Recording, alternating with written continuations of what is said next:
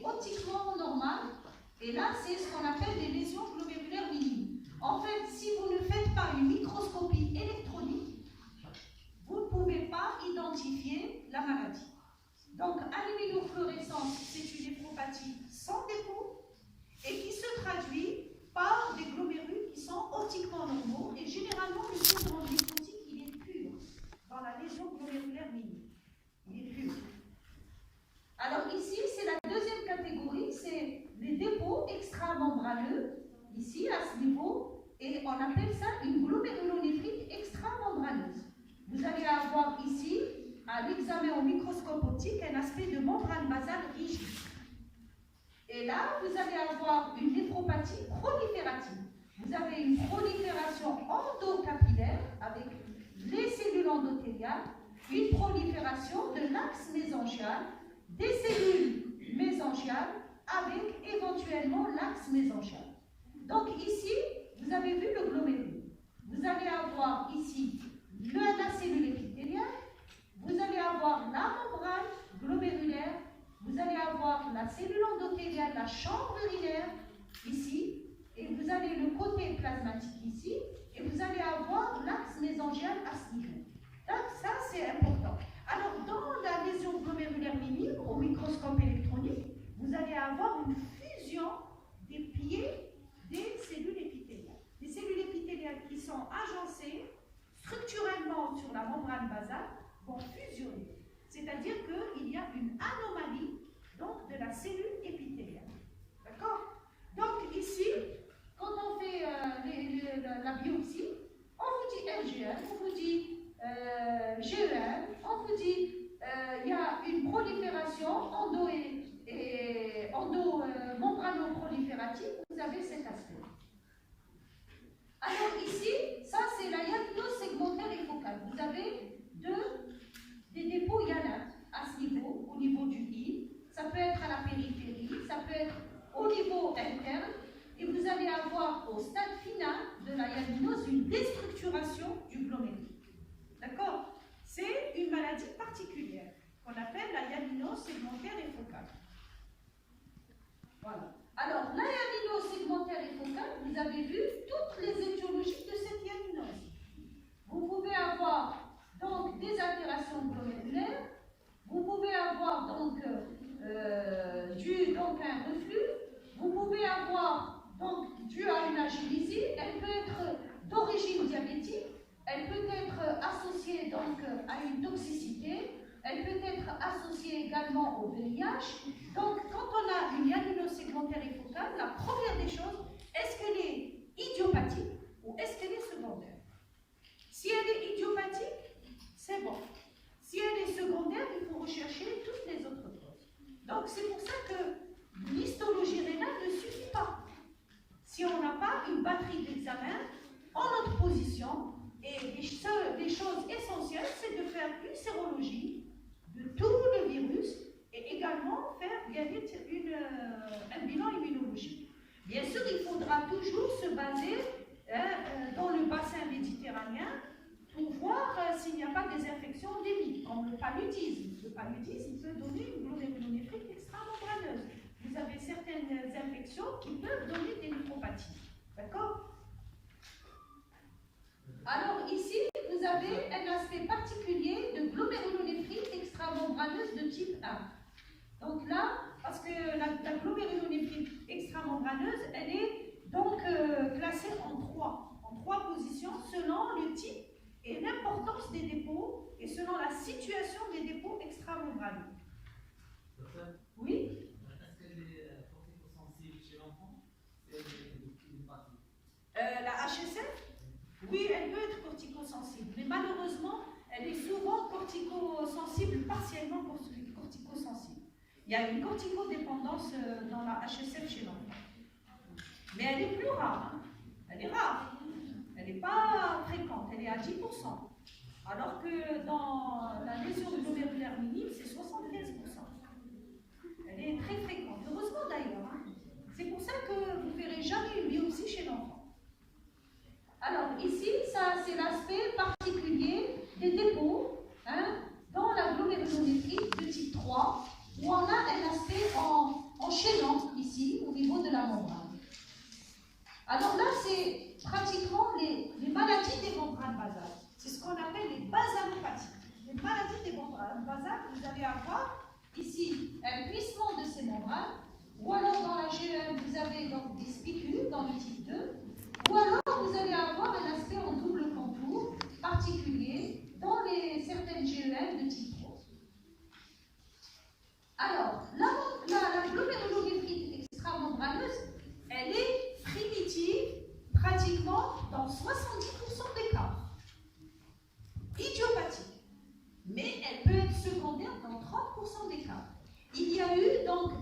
actuellement, ces dernières années, un progrès très important sur la physiopathologie, puisque maintenant, on peut aisément définir le fait que la GF soit primitive par un biomarqueur. On fait le dosage des anticorps des APL2R, c'est ce qu'on appelle antiphospholipase R2, et ces APL2R, quand ils sont positifs, ça veut dire qu'il s'agit d'une GM primitive. D'accord? Et peut-être qu'on peut même surseoir carrément à faire de la biopsie rénale.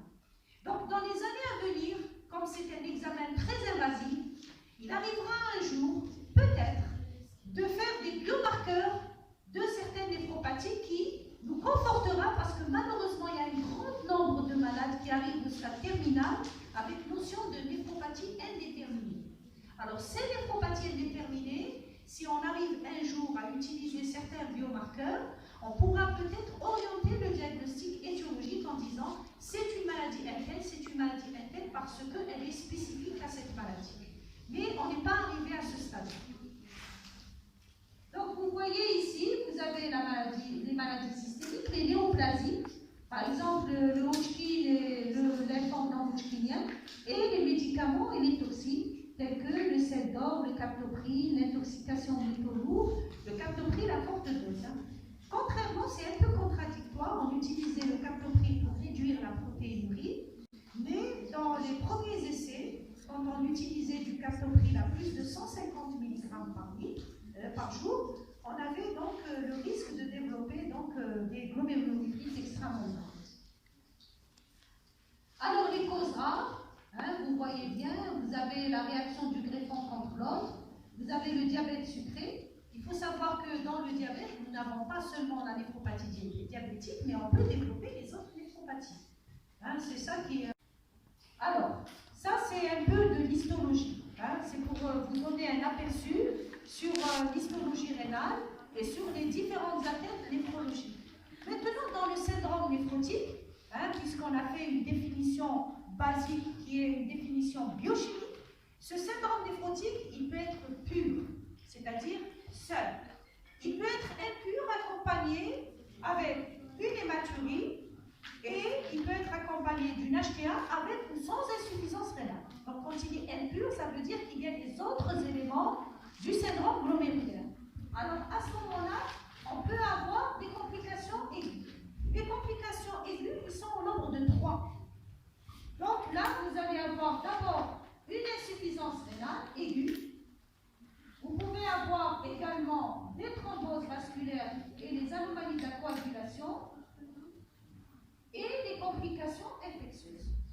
Alors, ce sont les 3 complications les plus importantes que vous devez connaître. Pourquoi? Parce que quand vous avez une baisse de la BUI, qu'est-ce qui va se passer? Vous avez une baisse donc de la pression oncotique. Donc, le fait qu'il y ait une baisse de la pression oncotique, il va y avoir donc une hypovolémie efficace. Cette hypovolémie efficace va être ressentie au niveau du rein comme étant une hypoperfusion rénale. Cette hypoperfusion rénale va se traduire également par une activation du système rénine-angiotensine-aldostérone. Donc, souvent, on peut avoir cette histoire de réabsorption d'eau et de sel. Si vous faites donc un ionogramme urinaire, vous allez avoir une baisse de la natriurèse et le rein est anatomiquement normal, c'est-à-dire fonctionnellement, il fonctionne normalement parce qu'il s'est adapté à une situation d'hypovolémie. Et donc, on dit que c'est une insuffisance rénale aiguë fonctionnelle. D'accord? Alors, bien sûr, il faut traiter en donnant des diurétiques pour augmenter donc les possibilités, les capacités d'élimination du sodium. Et actuellement, on remet en cause cette hypovolémie efficace en disant que c'est une anomalie pratiquement des transporteurs qui sont retrouvés au niveau donc, des cellules épithéliales du sodium. D'accord? Donc, en fait, il y a une anomalie, un dysfonctionnement de ces transporteurs du sodium qui se traduit donc par le fait qu'ils vont augmenter donc, la réabsorption du sodium en réponse donc, à cette situation situation d'activation du système rénine-angiotensine-aldostérone. Donc là, ici, vous allez avoir les complications infectieuses et sachez qu'un syndrome néphrotique sévère qui est réfractaire à tous les traitements, le malade peut mourir d'un syndrome infectieux. Il peut faire une embolie pulmonaire. Il peut faire une thrombose des veines profondes, même la veine cave inférieure. Et il peut également faire une insuffisance rénale organique, si on ne la prend pas en charge correctement. D'accord? Donc, c'est quand même des complications aiguës. Alors, les complications chroniques, c'est la dyslipidémie, parce qu'il y a une corrélation entre l'élimination des protéines et la dyslipidémie. Donc, plus il y a de protéines, et plus il y aura augmentation du cholestérol et des triglycérides. Alors, avant, on ne traitait pas systématiquement la dyslipidémie. Mais maintenant, on peut la traiter dans des situations de néphropathie chronique, c'est-à-dire le malade qui fait des syndromes néphrotiques à répétition, à rechute fréquente, et qui a souvent son cholestérol et triglycérides élevés, qui peut être franchement très élevé. Alors, on ne traite pas par des statines, parce qu'avec la corticothérapie dans les formes corticosensibles, généralement, dès qu'il y a une correction du syndrome néphrotique, il y a une correction du bilan lipidique. Mais dans certaines situations chroniques, on est obligé de traiter et on s'est rendu compte que les statines ont un effet anti-protéinique. Donc, ils peuvent aider à réduire la protéinurie également. Alors, vous allez avoir l'hypertension artérielle, et il y a donc l'insuffisance rénale chronique qui est l'évolution tout à fait naturelle des néphropathies si elles ne sont pas prises en charge. Donc, si on ne prend pas en charge une néphropathie, elle évolue de façon progressive vers la phase terminale et à partir de cette néphropathie, il y a certaines néphropathies qui s'accompagnent d'HTA et on peut avoir donc une HTA qui peut être sévère au départ, surtout si elle est accompagnée d'une insuffisance rénale aiguë.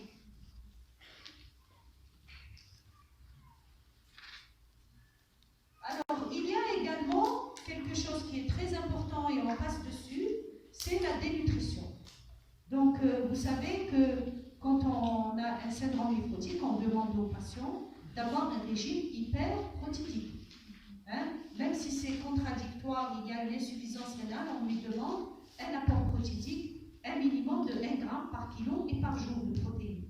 Élément, pourquoi? Parce que les protéines, notamment les acides aminés, ils sont apportés par l'alimentation. On ne peut pas produire ces acides aminés malheureusement, et les acides aminés construisent des cellules. Donc si maintenant on réduit, il va y avoir automatiquement une dénutrition, et il y a des patients, les deux gros problèmes dans le syndrome néphrotique chronique, à rechute fréquente, c'est la dénutrition et c'est des syndromes infectieux. Donc il y a les deux éléments potentiellement délétères qui peuvent écourter la vie d'un patient et qui peut, bien sûr, il peut mourir de la dénutrition ou il peut mourir également des syndromes infectieux. Alors il y a également l'ajustement thérapeutique. Quand vous allez avoir un syndrome néphrotique, vous avez une hypoalémie. Il y a beaucoup de médicaments qui s'associent à l'albumine. Alors si vous avez dans la nomenclature du médicament, vous allez avoir une élévation de la fraction libre du médicament et donc vous allez avoir un risque de toxicité importante. Et c'est pour ça qu'il faut toujours faire attention à un ajustement thérapeutique quand vous avez un syndrome néphrotique. Vous assurez que la fraction libre n'est pas très importante parce qu'il y a un effet de toxicité important. Alors les autres anomalies, c'est bien sûr, vous allez avoir plusieurs dérèglements, notamment les déficits en polyvitamines, et ça c'est très important. Alors ici, vous allez avoir donc, là c'est pratiquement, ici la première chose, ici vous allez avoir une augmentation de la perméabilité glomérulaire, c'est la première chose qu'il y a, qui va donc permettent le passage donc, des protéines à travers la barrière. Et puis, vous allez avoir donc une albuminurie à ce niveau-là. Alors, ici, vous allez avoir des modifications des facteurs de coagulation avec un risque thromboembolique. Ici, vous allez avoir un passage des immunoglobulines qui vont donc exposer le patient au risque infectieux, d'accord? Et puis, vous allez avoir un risque de malnutrition et vous allez avoir ici également le fait qu'il y ait une augmentation donc, de la réabsorption tubulaire des protéines. Vous pouvez avoir donc une augmentation de la fibrose. L'hypoalbuminémie favorise donc les œdèmes.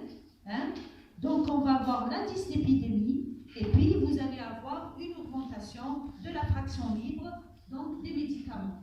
Donc ça, c'est un peu ce qu'on a dit à peu près dans les complications liées donc, au syndrome néphrotique, les complications aiguës et les complications chroniques. Mais il faut retenir deux mots. Quand vous avez un syndrome néphrotique à vos chutes fréquentes, il faut faire très attention. Il y a l'exposition aux infections et il y a la dénutrition. Donc il faut leur demander toujours d'avoir un régime vraiment conséquent, libre. Les protéines, c'est pas la peine un gigot, c'est pas un gigot, mais c'est surtout les produits laitiers, tout ce qui est riche en protéines. Vous avez même des céréales qui sont riches en protéines. Il y a certaines protéines d'origine non, c'est pas évident, mais les céréales peuvent